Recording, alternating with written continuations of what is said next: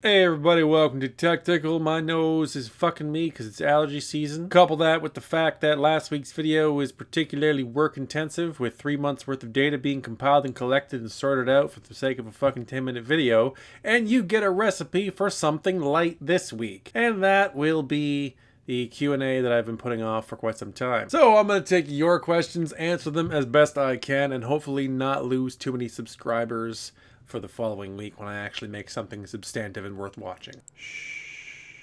Alright, let's start things off with Danny from Nerd on a Budget. He asks, in high school, what clique were you a part of, and what did the teachers think of you? Okay, as for what clique I was a part of, it's really hard to peg, because I came into high school as an athlete, like a really, really good one, with a tremendous amount of raw ability. I was fast, I could throw hard, I could do lots of great things, but I lacked the discipline and coordination to really harness it and become a serious athlete competitively in any given sport. So I kind of gave that up, but still had, the weight room friends and whatever else. And that was really early on, but I sort of adopted nerd culture as I got older. I just realized I hate these people. I hate jocks and whatnot. So I was this large, really imposing looking kid that hung out with a bunch of nerds. And as time went on, I just immersed myself more into that role, I guess. Not consciously, I just didn't really give a fuck. High school's not a good time for me in that regard. I generally just hated everybody. Everyone. And I went to a great school too, had a lot of amazing teachers. So I can't say that the education was necessarily bad, because it wasn't. But I just am not the kind of person, and I've never been the kind of person who really likes teenagers, to be honest, which is why my YouTube channel is more adult-oriented. I don't think I can relate to people who are 14 and 15. It's not that you're not welcome to watch me. Obviously you are, and I hope you take away something from it useful and valuable. But I just don't really connect with unfully formed brains, and I never have. Not to say I was particularly bright or smart or evolved for my age, but once I hit about 16 or 17, I kind of knew that I was done with all that shit. As for what the teachers thought of me, that's kind of hard to say. Like, some of them, I think all of them, actually, all of them, and I do still have some of them as friends. One of my high school teachers is on my Facebook, which is kind of cool.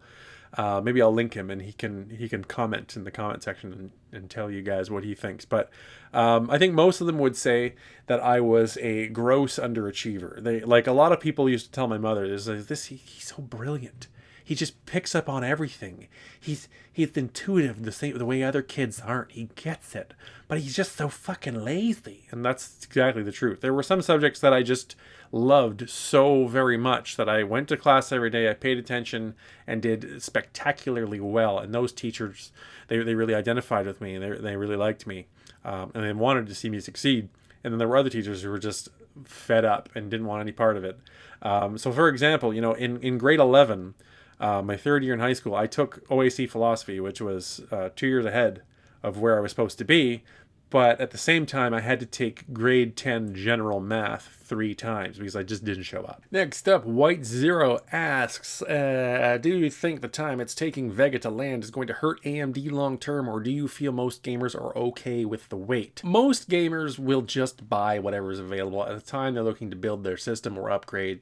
So unfortunately, that's usually been bum news for AMD, even at the mid-range where they're sort of focusing all their attention and trying to compete the hardest. The 1060, according to the latest testing, as of the release of the 580, has actually caught up a bit. See, for a while they were behind, and Hardware Canucks released that video saying, oh, the 4RX 480 revisited, look, it now beats the 1060 across the board by 6%, even in some DX11 titles. Everyone went, I guess AMD really did sort of conjure up a win. But nowadays, you look at some of the 1060 numbers, they're looking a little better than they used to, even in comparison to the higher clock, higher power budget RX 580s. So it's still a close battle, and because of that NVIDIA sparkle, that perception that NVIDIA is currently superior in the dominant market position, and there's probably a lot more green fanboys in the world than there are red. All the Team Red's a lot more rabid, I would say, because of all these things combined. NVIDIA is still a tough competitor in the mid-range. They don't have as many options, which is their failings. The 1063 gigabyte is dead in the water. I don't think anyone's buying that.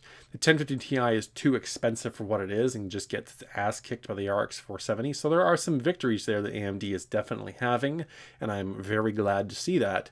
But it's just not boding well for their long-term viability when in the realm they're trying to compete in, they can barely muster, 20, 30, 40% market share, depending on the price point. AMD has not been this far behind in all facets, in all aspects of their business in a long time. They've been behind and playing catch up at numerous points before, but the fact that they have not had an answer for the 1070, 1080, 1080 Ti, and all the Titan variants in the last few years is really telling about where that company is headed. They've basically had to sever that high-end arm to preserve the rest of the body, if you know what I mean. It's hard to say how a company with a market cap as small as theirs is going to compete and fight a war on two fronts versus a giant that is Intel, who's one of the 10 largest companies in the world in terms of cash on books that they just can't spend, and Nvidia, who's I think 2 or 3 times the size of AMD in total, depending on how you measure and whose numbers you believe. Oh, those were 2 really long answers. Let's see if we can do some rapid fire shit. Shane Martinellis asks, what's the oldest bit of hardware you own? Actually, I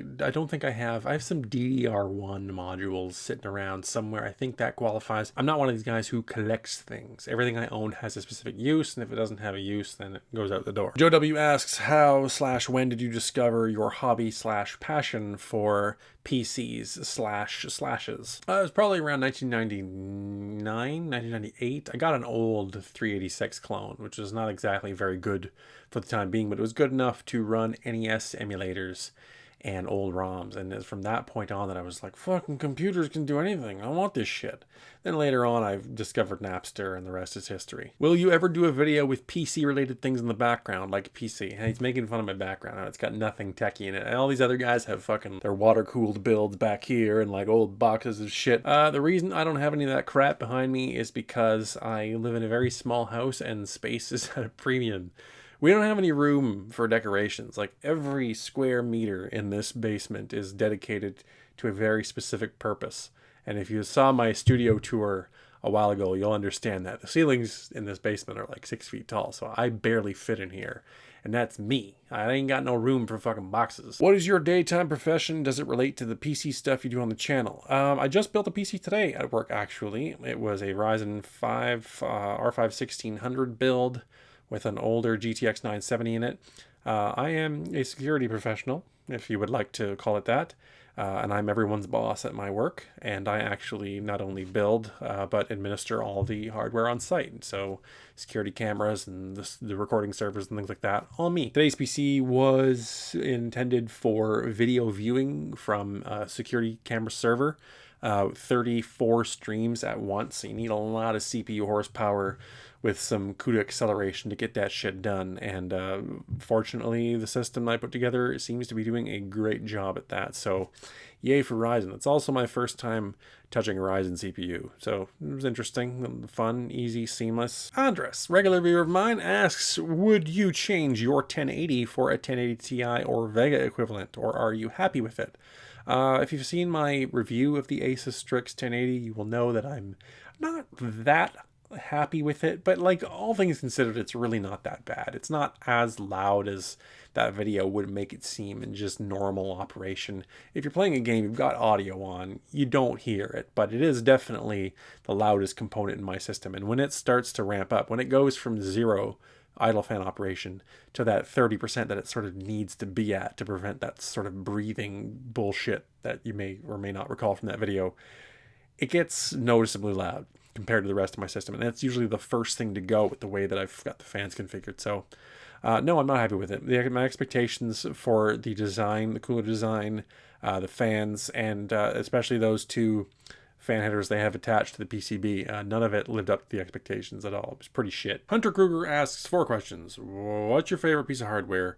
Coolest tech oddities, anything super rare, and biggest score in terms of money? Okay, so favorite piece of hardware has to be my Silverstone 8-port 4-pin PWM fan header that I've got in my current system that allows for you to run all of your fans off of one header if you would like one header to control them all, which I do.